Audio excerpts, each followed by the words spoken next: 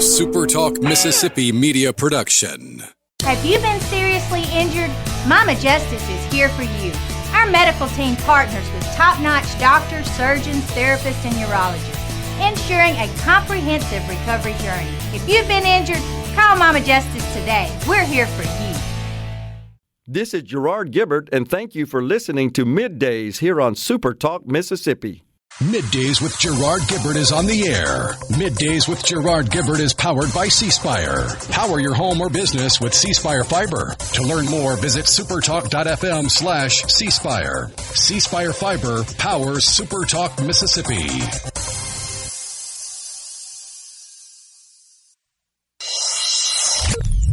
Get ready to go beyond the headlines and join a meaningful conversation with people from around the state. Hello.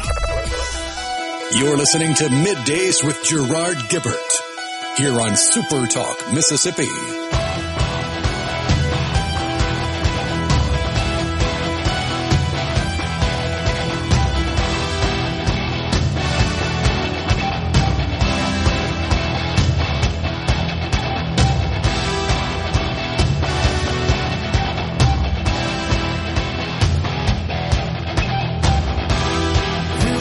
Good morning, everyone, and welcome to MidDays, SuperTalk Mississippi. I'm your host, Gerard Gibert, along with Rhino in the Element Wealth Studio, guiding you through the middle of your day with facts, fodder, and fine music. Morning, Rhino. Howdy, howdy.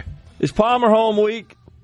We got the Radiothon coming up this Thursday, and we'll be on the air 9 to 1, an extra hour of MidDays in store for you.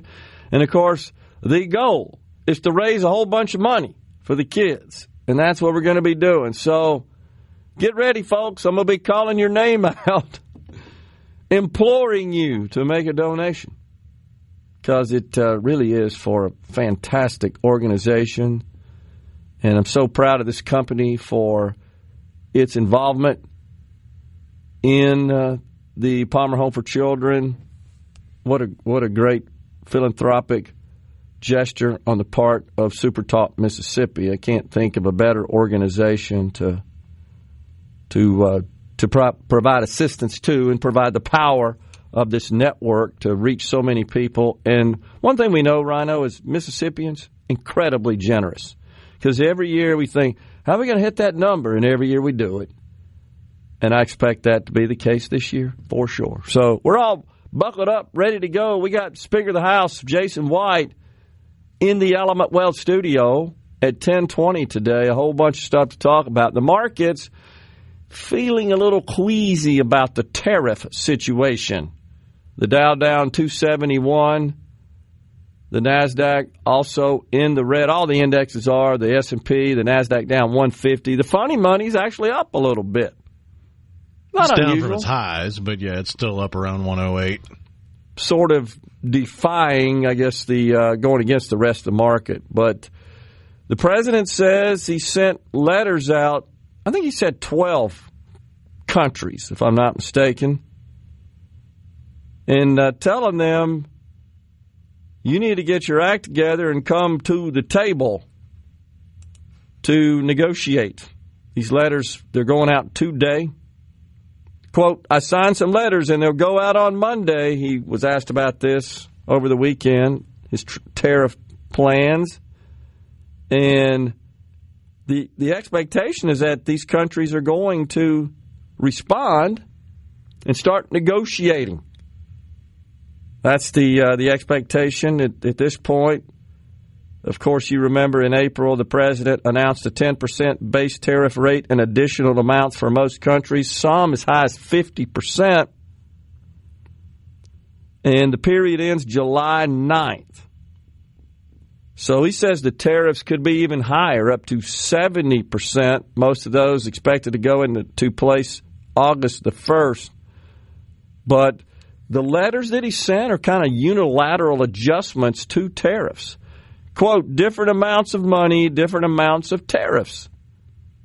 I don't know that I've seen, Rhino, a list of the countries that received letters, but I'm sure that it's some in the European Union, probably Asia. He also announced a breakthrough deal with Vietnam, and that, I think, provided some reason to celebrate a bit in the markets, but these letters going out have got them a little uneasy. I haven't seen the latest data, the latest numbers on these devastating, catastrophic floods.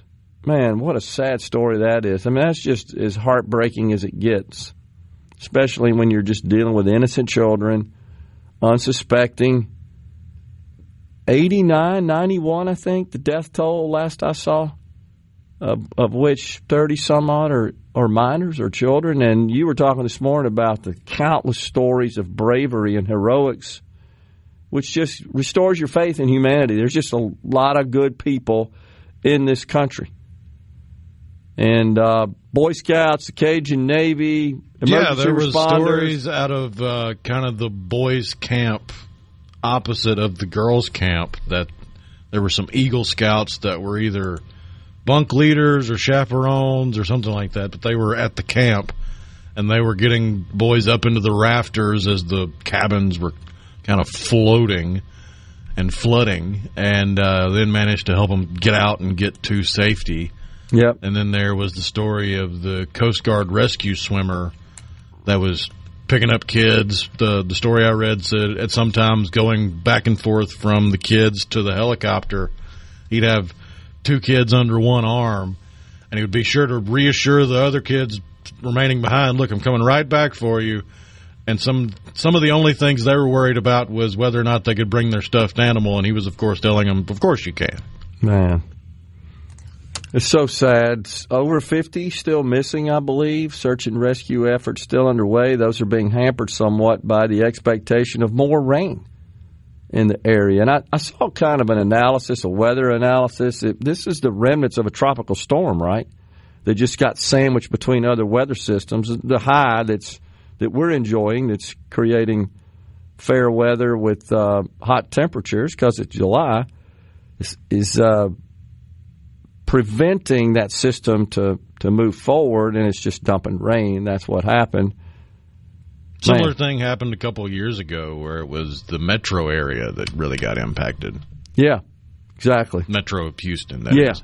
I remember that. The big Houston flood is a huge deal. I got an old college buddy that operates Ace Hardware stores in the area, and he was, sold everything he had, of course. Something like that. And I remember him going online and, just appealing to people to help the residents of his community because he couldn't. He couldn't get any more product. Everything had been scarfed up. So, yeah, that seems like forever ago, but it wasn't that long ago. That was a huge, huge story because areas that had flooded that traditionally have not. I mean, we hadn't really seen anything. Another unprecedented sort of deal. Yeah. Right. So in the meantime, up in Washington there, of course, the President of the United States had a huge ceremony with jets flying overhead, signing the big, beautiful bill. That all happened when we were off on July 4th. How fitting. Of course, the Senate and the House worked on the legislation, finally passed through the Senate, passed through the House with some amendments in the Senate. The House pretty much accepted it as is, got it to the President's desk for signature. The fear-mongering from the Democrats is getting long in the tooth. Is that a fair way to describe it? It's not the nicest way to put it. I think it's ridiculous, honestly, and I get that they're trying to salvage what they can of their party and leverage what they perceive to be as all the negatives in their legislation, mainly focused on health care and all the people who are going to lose health care coverage and a high degree of focus on that. I know I sent you some videos that I ran across over the weekend. We'll try to get to those later on in the program, but again, I just got to say, this idea that these reforms were necessary to preserve tax cuts for the wealthy is such a misrepresentation and just a farce. That essentially suggests that the two are inextricably linked. They may be from a legislative perspective to pass legislation through a simple majority in the Senate through the reconciliation rules, because those have to fit within all sorts of economic and financial constraints and parameters. But does this not suggest that those who earn money and contribute to the Treasury are obligated to provide health care and food and housing assistance? I mean, like, you're obligated, compelled, dictated. That's what it suggests to me. And when they go on these rants, Rhino, these Democrats, and say, this is the largest transfer of wealth from the lower classes to the upper classes in history. What are they talking about? There's no transfer of wealth. They should be thanking these people for funding what they have. Unbelievable. Well, if a Democrat's mouth is moving, you're pretty much assured they're lying. I'm sick of this sort of just default expectation that a small number of people in this country got to provide benefits for a huge number of people. Speaker of the House Jason White is next.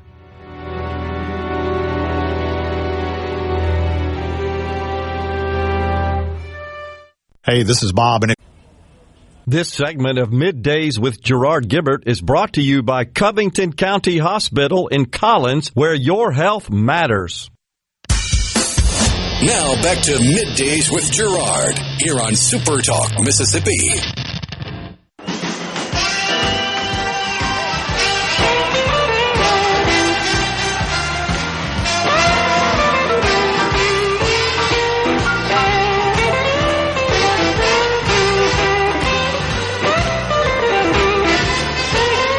Welcome back, everyone. It's Middays from the Element Well studio. Thanks so much for joining us. The Speaker of the House just informed me he's walking in right now. Quick question on the C Spire text line while the Speaker is getting seated. And it concerns the overtime provisions in the bill. Rhino, you see that? And I just want to clarify that because I know there's a whole bunch of confusion on that. So you don't have to itemize to take advantage of the deduction on overtime and tips. That it's in what's called an above-the-line deduction. However, one thing to keep in mind with respect to the overtime, only the premium portion of overtime is deductible. So your full overtime pay is not, your base pay is not, just the premium portion. Just want to clarify that. We're pleased to welcome now Speaker of the House, Jason White. Good to see you, Mr. Speaker. Good to be with you, Gerard. Yes, Sliding sir. in here on a Monday morning. Oh, that's great. Yeah, we appreciate you coming for sure. I know you've been very busy.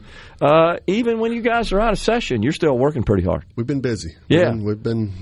We've kind of found some of our best work and most deliberate work happens when we're not in session. Sure. Which was, I probably had not fully appreciated that before my time in this role. Okay. As I do now, for sure. Well, as an example, you just announced some select committees, 4 to be exact, that are focused on various areas of government that are complex and require lots of research and study and analysis. And I think the expectation, don't want to speak on your behalf, but the expectation is these legislators, these members of your House are going to come back with some recommendations. I think they will. And you mentioned all those things, those aspects that those committees offer. Left one out. They also give us an opportunity to build some consensus. Sure. You know what I'm saying? Yeah, absolutely. Like, let's figure out, is everybody, how do we feel? Are you good with this? Where we don't just get there and it's a free-for-all food fight come January. Well, not only that, you got the pressure of the compressed amount of time. And right. When you're in session and they go have these committee meetings and there's a lot of pressure. We got to get all these bills addressed and out and, make some decisions here. And it's just hard when you think about the volume that we compress in that short period of time. It's hard. And then you throw the budgetary factor on top of that. Yeah. It's a lot. So this formula's kind of worked for us, our first 2 years. Okay. We We focused on a few big things, and we're able to get those things across the finish line. And this was kind of the formula for it was, hey, let's get our most folks within our, not only the Republican caucus, but the House at large that are passionate on this issue, whatever side of the issue they are on this particular thing. Let's get them all in the room because they're more focused on it maybe than some other members. So let's start there. And so that's how the makeup of these select committees you see. Now the makeup of the Metro Revitalization Committee, the Jackson Committee, for lack of a better term, that was made up of mostly Metro lawmakers, either Jackson or surrounding areas. There are a few from the hinterlands, but most of those people were made up. That committee was a lot to do with geography. Okay. The rest of them, though, were individuals, different House members who had indicated, hey, or either by their actions, they didn't even have to say or ask, their actions indicated how plugged in they were on some of these other issues. For instance, education, and we'll spend a lot of time and attention, this off season and I think in the session on that issue that I'm calling education freedom. But, I'm not afraid to say the word school choice. That's going to be a major component of what we're talking about.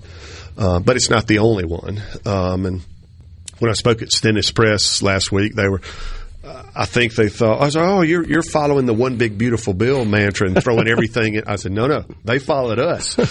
We had House Bill 1, which threw the kitchen sink in there. So maybe they followed us, right? No, I know they didn't care what Mississippi was doing. But let's stay on the topic of school choice, and I'm going to call it that as well, as I always have, and appreciate your honesty and your candor there.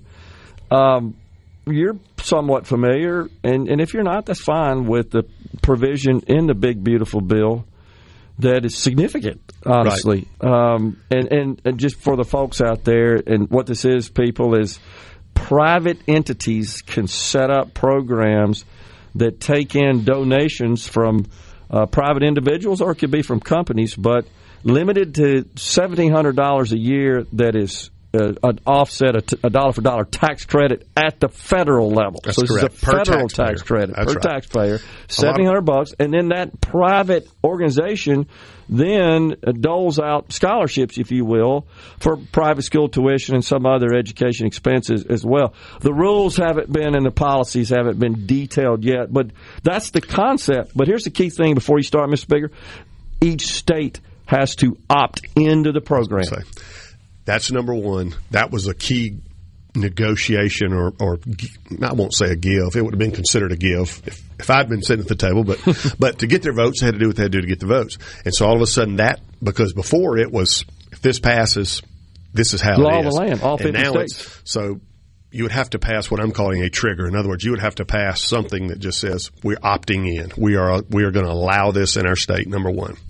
But number two, there seems to be a lot of confusion about, some people were saying, oh, it's $1,700. But it's per taxpayer that can be aggregated in that organization you're talking about. For instance, there are nonprofits, there are people, these things exist in other parts of our country that already have a non-governmental scholarship organization that people apply there, because some of this is funded by private money or other foundations, like in other states. In other ways, there are scholarship organizations. This one would be kind of a new entity for us here, in that they would aggregate these $1,700 credits if folks would donate specifically to theirs. Right. And I guess they have to go out and work that. It takes a little time to build their name ID and say, hey, we're doing this and we have a track record, or we don't, that sort of thing. But those could be doled out. And if you look at, and again, here's another feature, 300% of the federal poverty level is the federal. To be eligible. To be eligible, you've got to be under that. That would get a huge, we were looking at it early this morning in the office. Cole Butler in my office is really plugged in, and he runs point on a lot of this policy.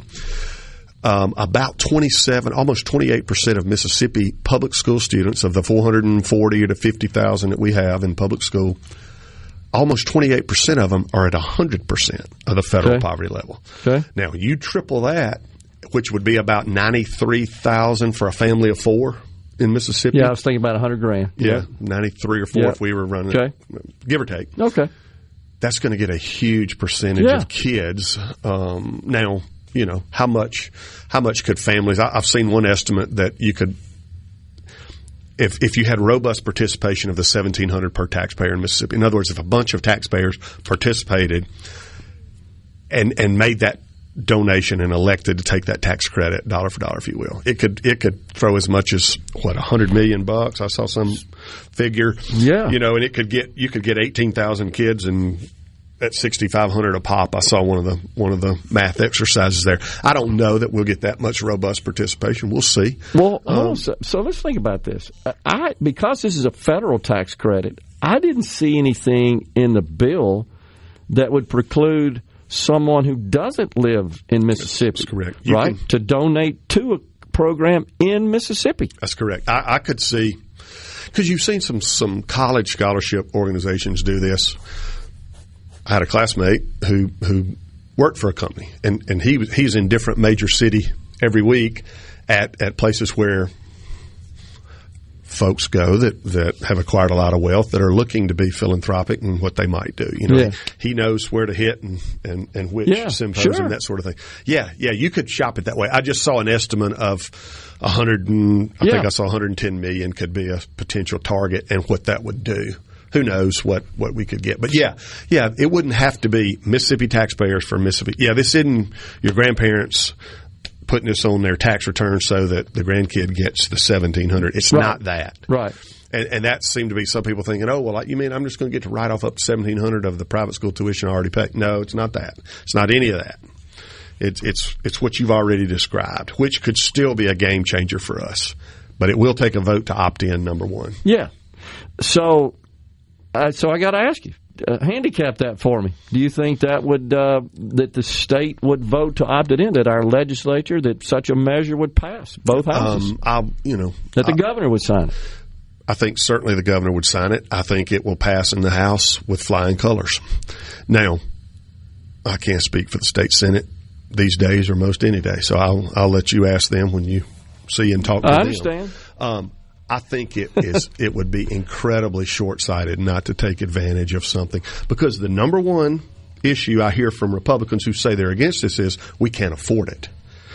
They say we can't afford 50,000 kids going to private school. This isn't state money. Yeah, hundreds of millions of dollars. We can't do it. So this takes that off the table. Yep, Gerard, off the bat. So we'd have to carve out another excuse not to get there on that part. So before we go to a break, can you hang with us? Yeah, sure. Yeah. So before we go to break, I want to go on record right now. I'm in for $1,700.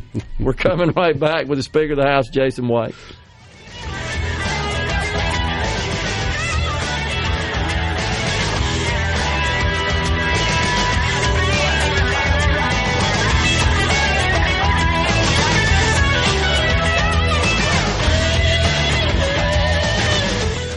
From the SubaruPaint.com with us. You're listening to Middays with Gerard Gibert, here on SuperTalk, Mississippi.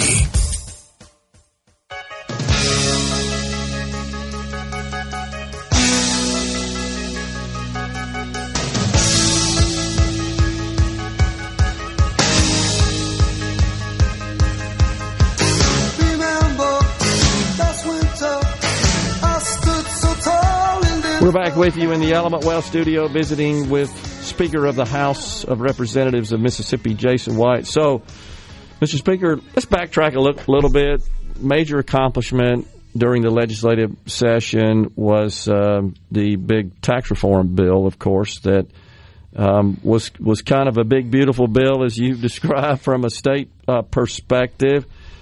Some of those provisions went into effect July 1. They did. Increase in the fuel tax at 3 cents per gallon. It's an excise tax, and then that will continue in 3 cents increments for the succeeding 2 years, and then adjusted for construction cost inflation after that. And then, of course, we had a reduction in the sales tax on groceries. And best I can tell, seems like everybody focuses on what went up and doesn't take anything into account on what went down. Well, you're correct.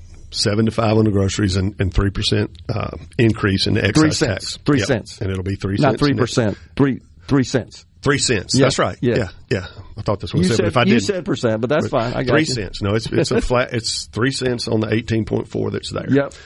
And I had one House member text me. He was very attuned to this. He'd heard from several he has a couple of trucking companies in his district, different things. So some guys had, talked to him about this bill specifically. And so he was watching just in his area, the gas pumps in his town and in his community. And the day it went into effect, so we're watching for that 3 cents. Gas went down 10 cents. Now, I understand it'll go up somewhere, someday, sometime. But my point is, it was time for us to do that. You were on an 1987 highway program funding model that could not exist. You couldn't run your computer company on a 1987 budget. We couldn't run the legislature. We couldn't run the state. We couldn't run public education on 1987 dollars. It was time for us to make an adjustment there. And Brad White, our executive director, who had been so helpful in getting this done, I'll put his conservative bona fides up against anybody's most any day. He's a former chairman of chief of staff for several of our senators and governors and at the state party. And he was like, Jason, it's past time. We need to do something here. So it was conservative. It didn't go as far, really, as the House wanted to go. So it's a total of a 9-cent increase, as you said, and a 3-year phase-in. But it will finally put us on a path to fixing some of our crumbling infrastructure, and we don't go through a process where we're closing hundreds of bridges like we did just a few years ago. To those who say that the Department of Transportation needs further scrutiny and audit of expenditures, that more money could be saved there, which would negate the need for this increase. So how do you respond? Well, a couple of things. Audits happen every day at MDOT, and our state auditor, I would submit, does a really good job of looking at all sorts of things, including what he terms waste, fraud, and abuse, and waste being the number one thing there. And so I hadn't heard him sound a specific alarm as to that, but I'll take you back. Early in my legislative career, this was probably 10 years ago, a guy by the name of Gary Chisholm, who was chairman of insurance, but he really had a burr under his saddle about MDOT and their budget and what was going on over there. He spent an entire offseason, almost 9 months, full access. The commissioner, the executive director at the time, come on. Gary took some of his most engaged fellow lawmakers, and he was involved in peer and other things going on. And it just wasn't there. It just wasn't there. Now, could you single out a position here or this here or that there? But the truth is, we've lost that engineering capacity that they had because the private sector pays so much more. They hire those folks away. We kind of run a bare bones MDOT. A lot of people don't want to hear that. They don't believe it because it's a huge monetary item, in our budget. So much of it is federal money too. But more than 2/3 of it's federal. Highway construction and maintenance is incredibly expensive, and it, as my kids say sometimes, Dad, it costs what it costs. That costs what it costs. Whether you're resurfacing a mile, and I won't pretend to be a road builder or engineer or any of that by any stretch, but I do understand the incredibly complex and expensive deal that goes with that and the manpower involved in maintaining it. I would tell you he runs a pretty tight ship over there. So the last time I checked, Mr. Speaker, and I talked to Brad about this as well, the vast majority of the actual maintenance and construction is outsourced, is contracted Correct. to third parties. That's right. And it's all done through competitive bid process. That's correct. So there's kind of limited on what you can do there, other than make sure you're running a tight bid process. Right, and that was what Gary, Representative Chisholm, Chairman Chisholm, really focused on, and he had the respect of a lot of Republican, extremely conservative members when it came to that. And he came back and said, "Guys, girls, look, yeah, I've looked, I've checked the couch cushions. This is a pretty lean operation." Yeah. He didn't come in and find we needed to pass or call them on the carpet at the next budget hearing because of these things. It wasn't that. And I'm not saying it doesn't always mean we shouldn't be looking for ways to be more accountable in every agency with taxpayer money and transparent. I'm all for that. And I just think it's easy to say they're wasting money. I saw 3 guys leaning on a shovel. I'm not saying you can't find those isolated incidents here and there, but by and large, they're running a pretty lean ship over there now. And honestly, again, the vast majority of it's going to third parties. Yep. It's not being consumed by the department itself. That's correct. And that needs to be taken into consideration. And we really can't control what the competitive landscape looks like there. And, a lot of companies have stopped bidding on these projects with MDOT. They have. And plus, so much came either through, the American Rescue Plan or pandemic recovery and things like that. A lot of money flowed here, and a bunch of that, most governmental entities, before we decided at some parts of the Capitol that funding local infrastructure was a bad thing, most of the money we directed that came to us from the feds went to local governments with the stipulation it had to go to infrastructure. That's right. And besides water and sewer, most of it went to roads and bridges. But because of that, there's a whole bunch of that on the books to be done, and contractors' plates are full right now.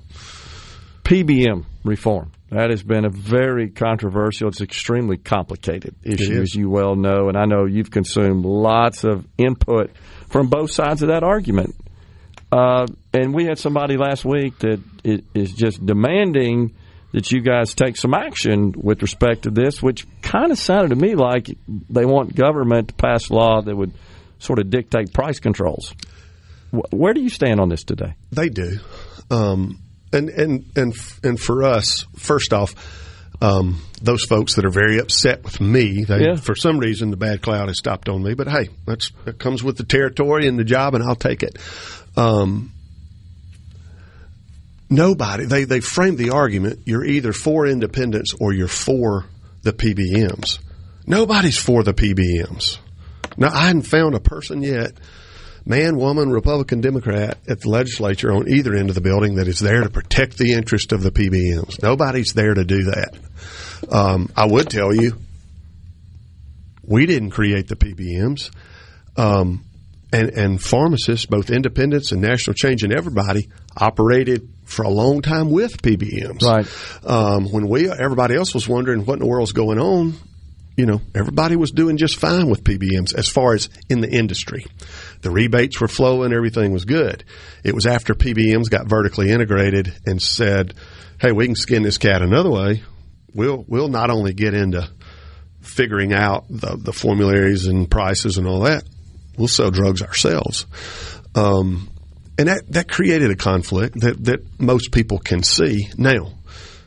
Is that capitalism? Well, can you address that at the state level, though? Because you get to a point where it becomes antitrust, and I think we could agree on that. But is that something the state can do anything about? Or is that a federal matter? Typically, we have not. Okay. We just, on most things, you let the market work. Now, sure. I would have to back up, because on this issue, what separates it from other issues for me is, to some extent, it is health care, and while we might all wish for that this was a private sector deal and that the market will sort it out, as you know and have explained better than most talking heads that I hear, Gerard, I'll give you some credit here, it is incredibly complex because the government got involved. For better or worse, they got involved, and we are neck deep in it now.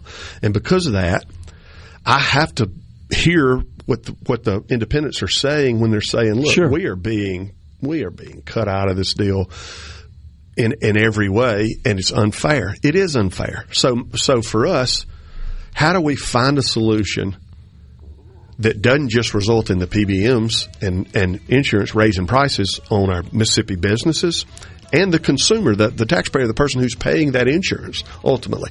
It's got to fall somewhere, because PBMs hadn't been in the business of taking less money. So it's going to come out of somebody's pocket if we're not incredibly smart about how we do it. And some of the reforms that they've asked us to pass to this point have been challenged immediately in court in other states now. And the response has been, I hear the music, but has been, well, we get sued before we passed. We do. We just need to be smart about how we do it and not just pass on a cost to Mississippi businesses or consumers themselves. And so that's why we've been cautious about it. I think that's the right approach. I hope we get somewhere. You got to go? I can hang out. Okay, yeah, we got one more segment. I got to ask you about the big, beautiful bill's impact on SNAP and Medicaid in Mississippi. Coming right back with Speaker of the House, Jason White. You're listening to Middays with Gerard here on SuperTalk Mississippi.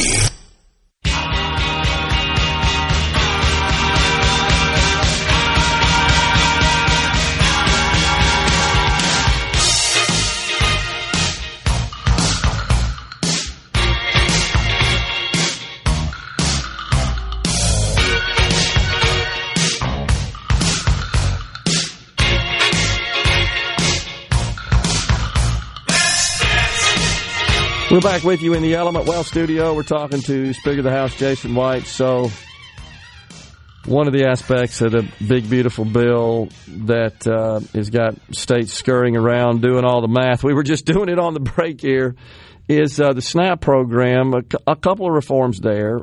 That's used to be called food stamps, of course, is that states currently pay 50% of the administrative costs, not the actual benefits themselves. That would change, and that states would be required to pick up 75%. And then there's some penalties based on the error rate. And by the way, the error rate is just the administrative error rate, folks. This does not take into consideration any fraud. And in the bill, an error rate above 6%, it would require the states to actually pick up some of the benefit cost. Last I checked, Mississippi's error rate is about 12%. It's about double that. Yep. So I guess the bottom line, Mr. Speaker, and I know you guys will be hashing all this out when you get together, is this could pose additional spending and costs on the state of Mississippi. It could, as it relates to that. Now, we'll have to really drill down on what that error rate looks like, how that's calculated, what we're doing to address that, or lack thereof, as you say. Yeah. Our folks over there have been, we'll have to figure that out. But that is a feature. That is something that it will have immediate financial, realities for us because of that particular feature of the bill. Which again, that is, I tell folks who get all bent out of shape about it, I'm like, this is what we voted for, was moving somewhere toward government, toward common sense, with more transparency, less waste, less fraud, less abuse of the system. That's what people finally had enough of. So, I think Mississippi, we're going to do our part, and we'll embrace it, and we'll figure it out and move forward. Now, we have a lot of people that receive those benefits. It's 384,000. You just looked them up. Yeah. That's more than 10% of our state. So it's real for people. And not necessarily affect their benefits as much as it's going to affect the cost to the taxpayer of Mississippi to deliver those services, if you will. From a Medicaid perspective, not too much effect on us because we didn't expand, but Mississippi, like virtually every other state, does finance part of its Medicaid program through what are called provider taxes. These are just taxes on health care providers. And the federal government said, okay, and that's currently limited to 6% of the total program. Right. Those that expanded are going to have to back that down to 3.5%. We didn't. We're safe at 6%, but the prospect of using provider taxes for any future idea of expansion is off the table now. We can't do that under this bill. And there were some major, our not our state medical association, really hadn't heard from them on the issue.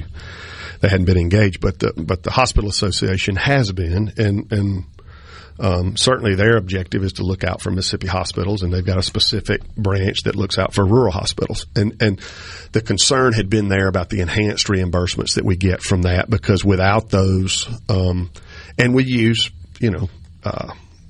bed taxes or provider taxes to draw down those federal dollars. Yeah. And there was lots of conversation as that bill was being debated and kicked around that some of that may be tightened up on to the point of, if we were to lose the enhanced reimbursements that the governor's team and Drew Snyder and them came up with in the fall of 23, I believe November of 23. Yep. Those things essentially saved a certain number of our rural hospitals. Now, some of them, even that wasn't enough to save them, and we'll have to adjust as that goes forward. But my point is, that's a really delicate balance there. Again, because government is so involved and entrenched in our healthcare and the way we do it. You and I wouldn't set it up that way, and I've received a lot of criticism for looking at it from that standpoint. But my point is, I don't like it that way, but that's the world we exist in. And until somebody, and maybe it takes an administration like the one we have in D.C. now, being willing to blow it up a little bit and maybe not start over, but blow it up to the point where we could start over and run it more like a business. But that is not the model you have now. And so when I hear folks sometimes they call me or come to see me or send me a letter, and they've got a simple solution. I said, that'd be great if the feds and government wasn't so involved in it. Yeah. So we're at risk, the last calculation I did, of losing $150 million a year in those enhanced payments that you were talking about. But there's also a $50 billion rural health care fund that they had to sort of bribe Senator Murkowski in Alaska to get her vote passed. I mean, you know how that stuff works. Tell folks you don't want to see the sausage being there. Oh, especially successful business people. Exactly. Ms. Speaker, appreciate you coming in. Thank you for the time, Gerard. It's been good to be with you. Speaker of the House Jason White has been our guest in the Element Well studio. Middays is coming back after Fox News and SuperTalk News.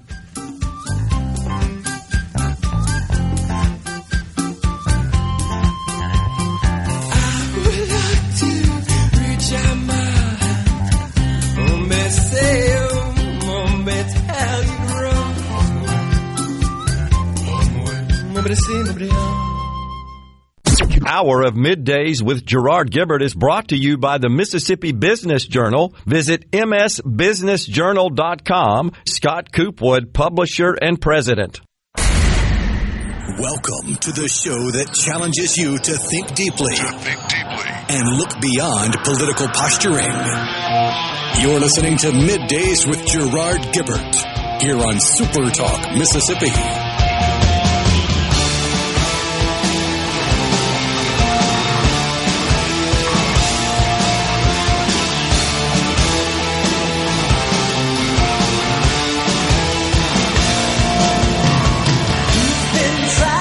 Welcome back, everyone. It's Middays.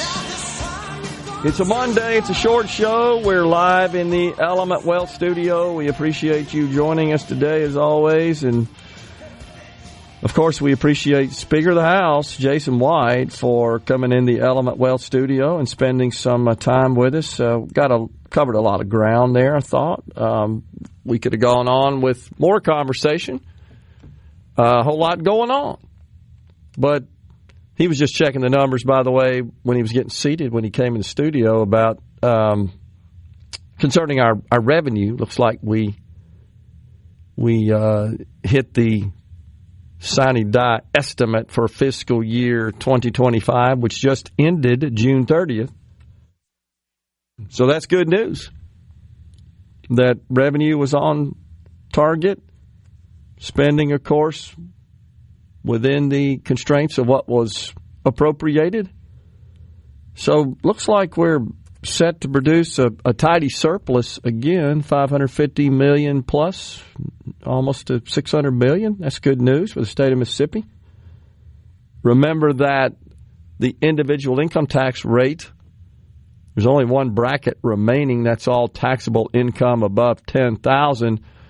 During this calendar year, that's taxed at 4.4%. That will decline to 4% in calendar year 2026. And then, of course, the bill that passed this session kicks in, and that would have been HB 1 there. And the income tax rate will further decrement in 0.25% portions for the subsequent 4 years, 27, 28, 29, 30, taking it down to 3% over that 4-year period. And then there's some triggers applied, but for future reductions in the rate, but due to a drafting error that's rather infamous now, I would say, Rhino, I don't think we're going to have any problem hitting the threshold, because based on the drafting error, it simply means that the projection of revenue over expenses is a whopping $4 million. Yes, with an M, as in Mike. $4 million in a $7 billion budget. That's like less than petty cash. So we'll, I think, easily achieve that. And that will result in a reduction of the rate by 0.3%. Starting at 3%, it'll be 0.3% over 10 years till it finally phases out to zero. Now, the expectation, of course, is that This will spur economic growth. And through that economic growth, there will be sufficient increase in sales tax revenues. Sales tax revenues, individual income taxes, the two primary sources of revenue to the state of Mississippi, about 60% total revenue into the state coffers comes from those two sources, sales taxes, individual income taxes. So the expectation is with the economic growth, you'll see a boost in sales taxes, more consumption, an increase in sales taxes. Now, I did a little math on this. I did this at both the federal level and the state level. Because if the expectation and the projection is that economic growth will produce more revenue, and I totally believe that it does. We've witnessed it with the Tax Cuts and Jobs Act passed in 2017, that will, again, produce more revenue, and that will offset the elimination or the reduction in the income tax. Reduction for a while and then ultimate elimination. So once it's fully eliminated, if everything else stays the same, there's some calculations you can do on what's called the tax to GDP ratio. It's a common metric used in shaping tax policy and other fiscal policies. Tax to GDP. The state's GDP, check me on this, Rhino. Last I remember researching, about $120 billion, as I recall, something like that. Total GDP for the state of Mississippi. So, according to the Federal Reserve Bank of St. Louis, Mississippi's real GDP in 2024 was $122.438 billion. Okay, 122. All right. So, if you think about the income taxes, grew by 4.2%. Yeah, which is really good. I mean, we have we've been in the news, honestly, nationally, for the surge in our GDP growth, which is a good thing. So, if you look at the total amount of sales taxes collected in the state, just doing the quick math on that, I believe that was $2.8 billion last year.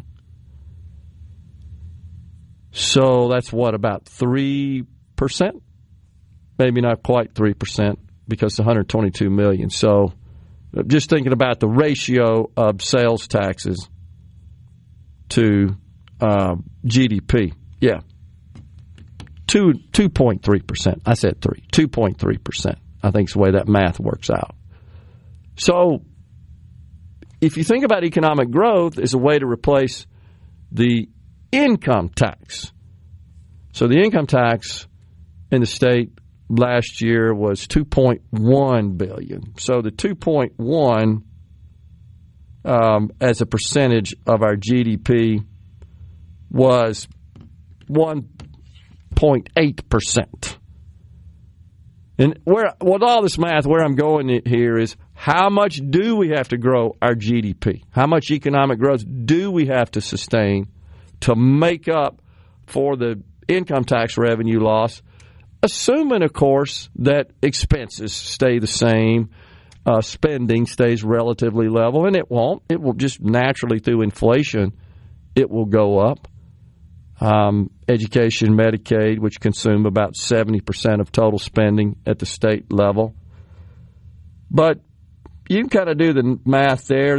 That means we need about $100 billion more of GDP. So we'd have to go from 122 to 222 over that period.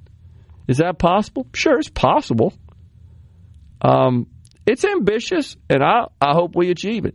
And the same exercise can be done at the federal level. So it turns out that revenue to the federal government has been fairly consistently, for decades, at about 17% of GDP. I was a little shocked to find out just how level it's been through the years. 17%. So same thing there with the economic growth, if the idea and the goal is for economic growth to help us trim deficits with $2.1 trillion deficits and 17% tax rate ratio to GDP, we need to grow our GDP from the present level of $29 trillion to about $44 trillion.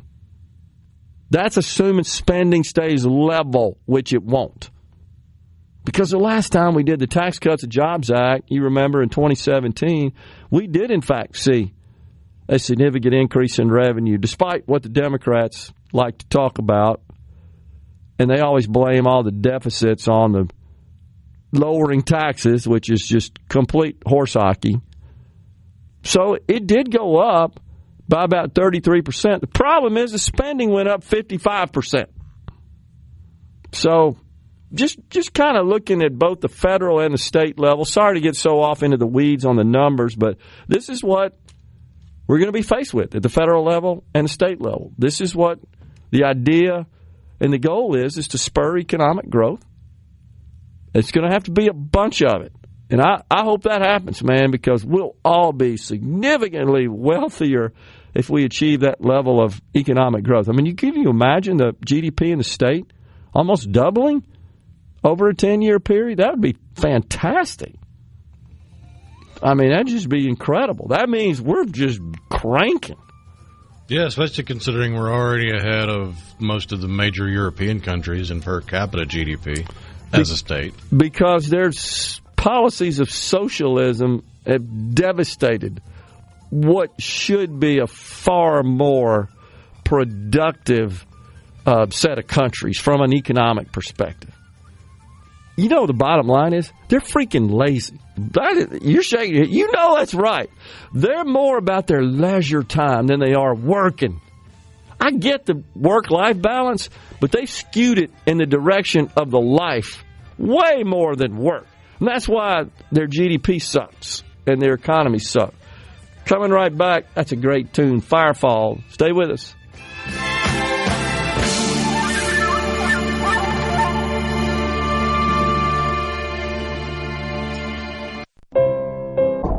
Middays with Gerard Gibert. Let's do this. On SuperTalk, Mississippi. Let's go. Hey, what's up now? Brother, what's up? This is a big party, man. Yeah, brother, like, stop right on.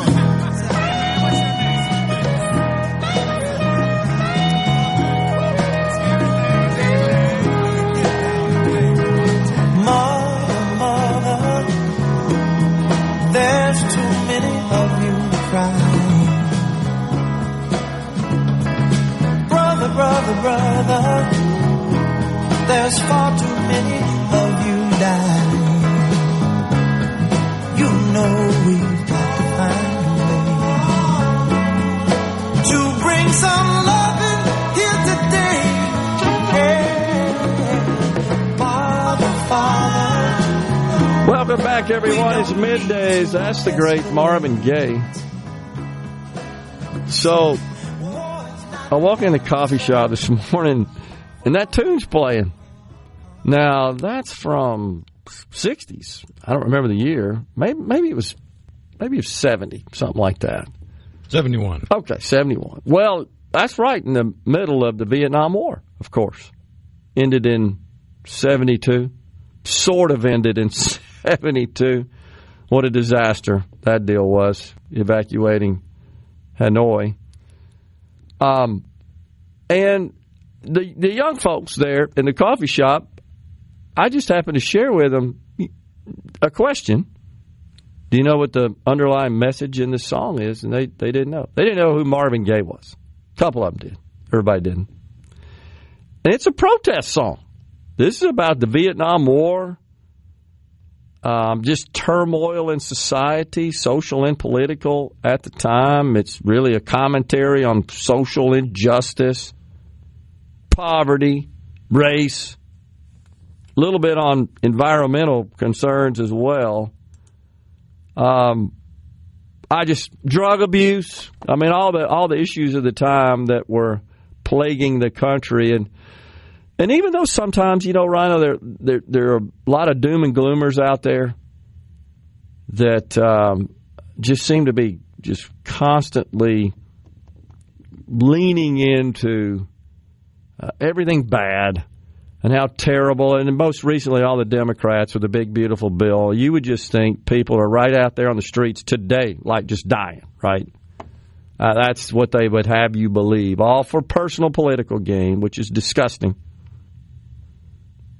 But I got to tell you, there are a lot of people in this country, and I was young, man, that really thought it was the end of the world in 68, 69, that period of time with the Vietnam War and all the other turmoil. But we survived it, and we emerged a stronger country. Now, there's no doubt that's a stain on our past, in my view, the Vietnam War. We didn't know what the heck we were there for. We didn't give our brave members of the military the resources, the assets they needed to fight effectively and win the war. It's a bad deal. And then, of course, when they returned, they were not welcomed to the fanfare we saw after World War II, for example. And that's kind of sad. It's not kind of sad. It's very sad. They just did what their country asked them to do. And I remember as a youngster, my brother was in the Air Force, and my family in 68 traveled to where he was based in California, Beale Air Force Base, north of San Francisco, Marysville, California area. And I remember going through as a youngster, grade school, middle school, going through the airport there in San Francisco, SFO, and there were just a bunch of organized protesters there to greet those returning from war because they fly them back commercially through the airports so they could yell at them and demean them and degrade them, spit on them. These were soldiers that just did a job. Soldiers, the majority of whom were drafted. Right. And didn't want to go, to your point. And if you ask them, what are you there for? There are interviews, countless interviews. Well, I don't know. They tell us we're here for, like, fighting communism or something, but we're not really sure. I mean, so a war without objectives, without any clear goals, just felt like it was commercialized. I know I'm digressing a lot here on something that's pretty old, but there are a lot of similarities to today when you look at the protesters that are out there. And that was the most egregious form because, again, these were just young kids, man, that many of whom didn't make it home. The statistic is well known now, the average age, 19. I think there's even a couple of protest songs about that, if I'm not mistaken.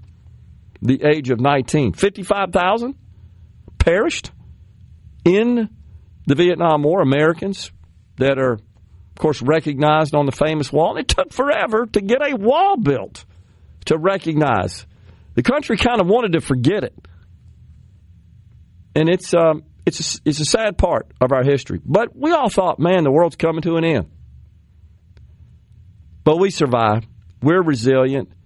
And all this hyperbole coming out of the left today, get over it, man. I sent Rhino a clip of a University of Minnesota professor that unfortunately, toward the end there, had to use an expletive that we cannot play on the air. Why they think all their communications has to include that. Can they not have a conversation without that? Can they not deliver a message without dropping F-bombs? I don't want to pretend to be a prude here, far from it. But that kind of stuff, maybe I'm old-fashioned, that's among the guys in the locker room.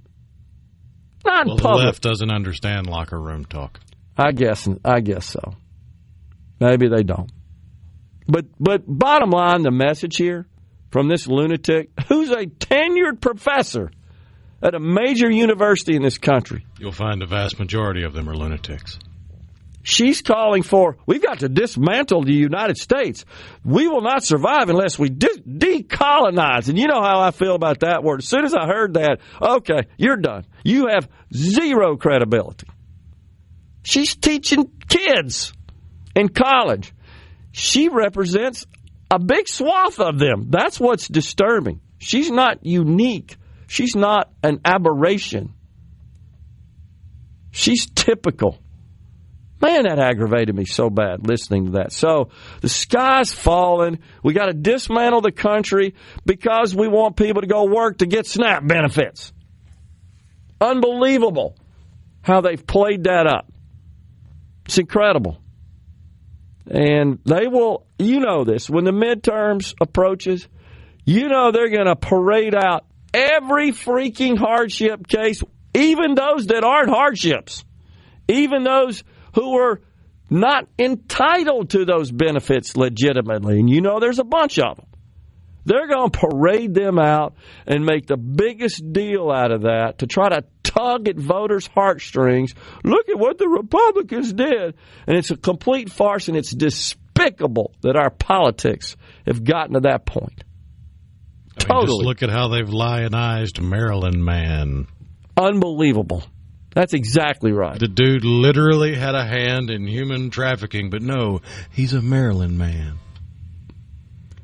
Unbelievable. So I just received a text from a good friend that's listening. Said, my dad was in the Air Force during Vietnam. Went through the same protests in California on his way home from Clark Air Force Base in the Philippines. Said people spit on him. Yeah, so. It's almost like California's always been full of crazy people. But, but worthless wastes of space. Well, let's be honest. People travel from all over the country to hang out at San Francisco International Airport to be part of those protests.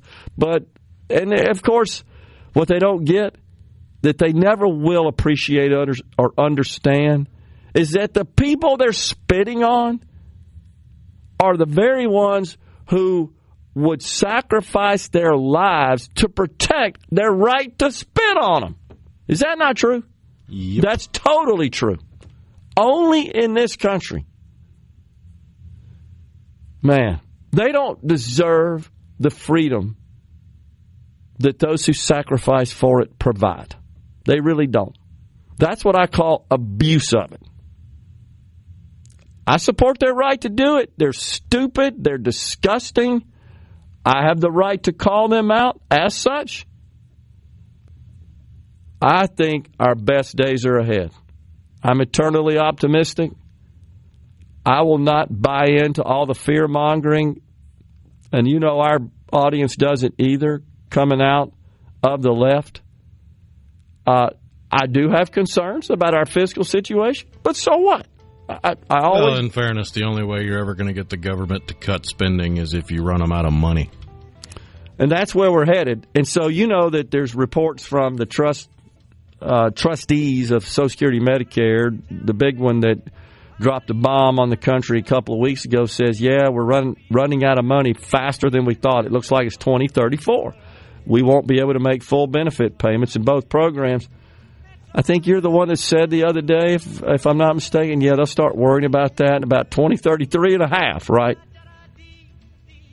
All to protect their political hides. We need somebody that's willing to sacrifice their hide for the good of the country and say, okay, I know, you're not going to elect me next time because I made the tough decisions. That's who we need. We're coming right back. Stay with us.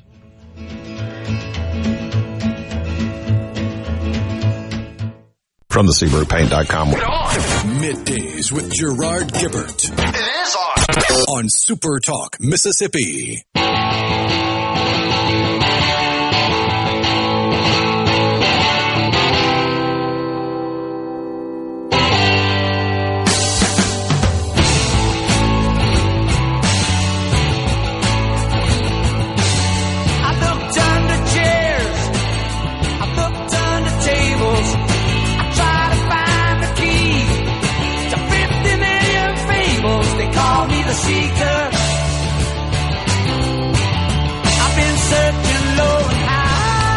Okay, so I misspoke, by the way. Not Hanoi, Saigon. I interchanged those mistakenly. I always recall the Hanoi Hilton. That's kind of infamous, but yeah. I mean, the opening line in the song what's going on. Mother, mother, there's too many of you crying. Brother, brother, brother, there's far too many of you dying. Picket line, sister, and picket sign, sister. Don't punish me, sister, with brutality, sister. Well, I feel like at least lyrics. When I was coming up, I was done a disservice in history class. And this is not throwing shade at my history teachers. I had great history teachers. I mean, I was sitting in Coach Pugh's class when 9/11 happened, and he walked in and turned on the TV and said, we're going to watch history happen. So I had good history teachers, but the curriculum kind of skirted past Vietnam. It didn't really want to spend a whole lot of time focusing on it. So for the longest time, my understanding of the Vietnam War was that it ended with the fall of Saigon. Mm-hmm. Except that's factually inaccurate. Right. Operation Rolling Thunder forced them to come to the table for a ceasefire, and we got out in 1973. The fall of Saigon didn't happen for another 2+ years. Right. It continued on. That's right. And there were a lot of people that were upset that we weren't there to further defend South Vietnam against North Vietnam. So at the end of the day, though, all that loss of life, all that expense, all the assets lost, really achieved nothing. But the overarching narrative of Vietnam is we lost the Vietnam War. And it's like, can you really call it a loss if you hit them so hard, you make them acquiesce to all of your terms, and you leave? Yeah, that's true. Is that really a loss? Yeah, it's an interesting way to look at it. I totally agree. DJ in Summit asks a very interesting question. Why did they increase the standard deduction of $6,000 per senior only for a few years? Why not permanent? Yeah, and reconciliation. The same is true with tips and overtime as well.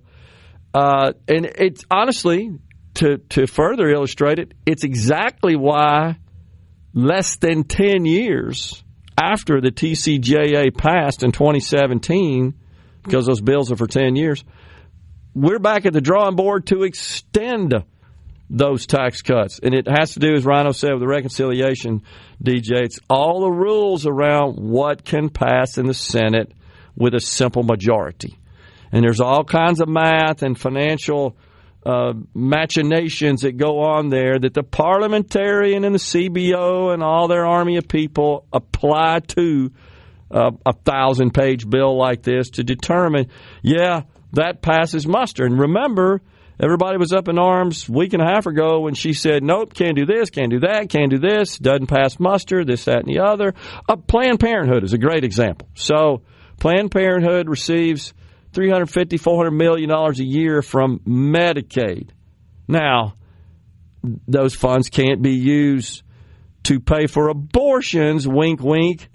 You can't file a claim to Medicaid for abortion services. However, Planned Parenthood facilities provide lots of other services as well that are eligible. Pap smears, for example, for Medicaid. But it's the same box of gloves gets used for that's the same building, same people, same operating rooms, same exam rooms, same assets and equipment, all the common costs, all the same that are used to perform abortions.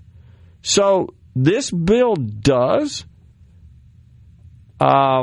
prohibit and ban Planned Parenthood from participating in Medicaid for 1 year. Not permanently, 1 year. How could you make it permanent? Same with the deduction, DJ. How could you make it permanent? Get all Republicans and 7 Democrats in the Senate to vote for it, and you could make it permanent. Or, and I'm confused why I haven't heard a single Republican senator come out and put it this way, vote Republican in the midterms, give them 60 plus, and they can do it. That's absolutely true. You need 60 votes in the Senate. If you got 60 Republicans that agreed, and that's part of the problem as well. There are a lot of Republicans that aren't on board with this. They had to pull, as I was saying earlier, Murkowski off the ledge with what turns out to be a bunch of bribes for Alaska at the end of the day. She got all kinds of carve-outs. I don't like that. You got a lot more leverage, though, if it's close to 50-50 and you're trying to get to a tie so the VP can break it compared to, hey, we got 59, we need you. Put up or shut up. Yeah, I agree. It's diminished when you have those kinds of numbers. Completely agree. And all you can say at that point, you got no chance of ever getting a bill passed if you don't vote for this deal, right? You get ostracized. I mean, that happens at all levels of government. So that's why it's limited. And by the way, that $6,000 additional standard deduction is only eligible for individuals who make less than $75,000 a year who are 65 or older, and those married filing joint with $150,000. Otherwise, you don't get the additional standard deduction.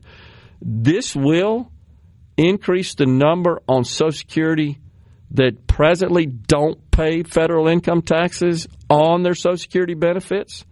That sits at 41% of total Social Security beneficiaries. This will take it to 88%. 88%. But it is temporary, and it expires at the end of 28, which means that, once again, we're going to have this circus that we just got through going through again in 4 years, where all this stuff's expiring, and there's this fire drill to see how to make it permanent if there's any interest in doing that. Tim and McGee says soldiers sacrifice their lives for complete strangers. So true. Mike from Columbus, I got an F in a writing class because I disagree with the viewpoints. It was an assignment to critique. Oh, the View's viewpoints. It was an assignment to critique the View. I remember the 70s doom and gloomers were predicting we would be under 3 feet of ice by 2000, says Tim from Tupelo. Oh, yeah, Leonard Nimoy was the narrator. I remember watching a documentary about the coming ice age. I remember watching that thing. Hey, guys, let's talk about the initiative process. Larry and Rankin, that was for the speaker. Well, that's easy to really discuss because the House passed it. And this year they said, we're not even going to try because we've counted the votes in the Senate and there's no interest there. So this is a matter of getting the Senate on board to restore the ballot initiative in the state. The Speaker's on board. People sleep peaceably in their beds at night because rough men stand ready to do violence on their behalf. Thank you for our freedom. Absolutely true. Have you heard when no tax on Social Security will kick in, says Bobby from Monticello. Bobby, that didn't make the cut. What made the cut is what we were just talking about, is the increase in the standard deduction for all those over 65 to an additional $6,000 on their standard deduction. That's only good for 4 years, by the way. But so that will affect, again, it more than doubles the number whose Social Security income will not be subject to federal income tax. The CBO did the math on that. Unfortunately, Gerard, some of these protesters from the 60s are in the legislatures and Congress. Rhino talks about it all the time. And that's pretty much all that's left at Democrat protests is the older of the silvered hair and people that shouldn't even be here. And I'm from that era as well. Some of them are a little bit older than me, but I didn't get the memo on that. I mean, I think I was saved, if you will, by two fantastic parents. And if you didn't have the benefit of growing up in a loving, nurturing home with two great parents that have their act together and imparted that wisdom on you, then you get swept up in the stupidity of mob mentality. Great way to put it. Totally great way to put it. Because the average IQ of a mob is half of its dumbest member. Yep. Let's see here, man. Thomas has sent about 8,000 messages this morning already. I'm not looking at all the dumb memes, honestly. Then be that politician to replace either the worthless Mississippi senators. I wouldn't call them worthless. And Thomas, I certainly appreciate the thought there. I don't think that's accurate. I've been critical of 3 votes Senator Wicker cast, and I'm sure he and his staff know that, and I gave my reasons for that. But somehow Thomas doesn't think someone like Rand Paul is worthless. Yeah, he's worthless because he really. I think part of the problem there is that he's not the right guy to carry the message to influence others. Would you agree with that? That's what's lacking there. He's not the kind of figure that is needed to really carry that message. It's not that he's wrong in pointing out some of the stuff. You mean it's hard to swallow the bitter pill that we have too much government spending when he spends government spending on all of his stickers and flyers and stuff for his cart when he decides to complain about government spending? So, absolutely so correct. So I go into the beer store on the 3rd, and they had already reprogrammed for the grocery tax. Coast Snickers chips are included in the break. Petty Officer Scott Ruskin writes us and says that. No, that was Scott Ruskin was the Coast Guard thank you. that saved the kids in Texas. About. Coming right back. Poly up of Mississippi. Are we going to do this? Middays with Gerard Gibert. Keep rolling. 3, 2, 1. On SuperTalk Mississippi.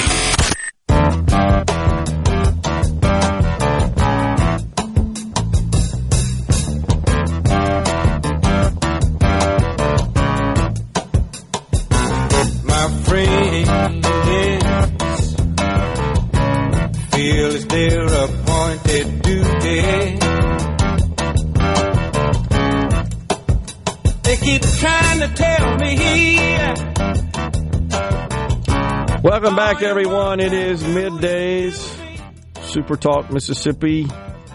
Don't forget the 13th annual Palmer Home for Children Radiothon. That's this Thursday here on SuperTalk Mississippi. Every year there are children across Mississippi that need a loving home, and many times these children are caught in unimaginable circumstances. That's why we need your help. You'll learn how Palmer Home for Children serves vulnerable children. It's a faith-based organization that does not take government money. That's why we need your help. We want you to tune in, join us for the 13th annual Palmer Home for Children Radiothon. That's happening Thursday here on SuperTalk Mississippi. How long are you going to be on the air?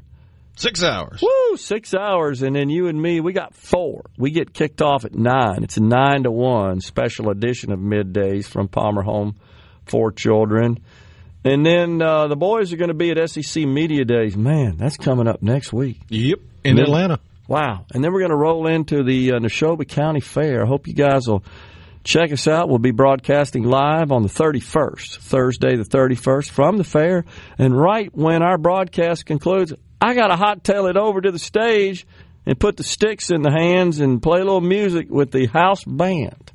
Looking forward to that. We've been practicing, got another one. We got 3 more left, 3 or 4 practices left, trying to get it all down. Can you address the tax increase on gas? This is on the C Spire text line on the 662.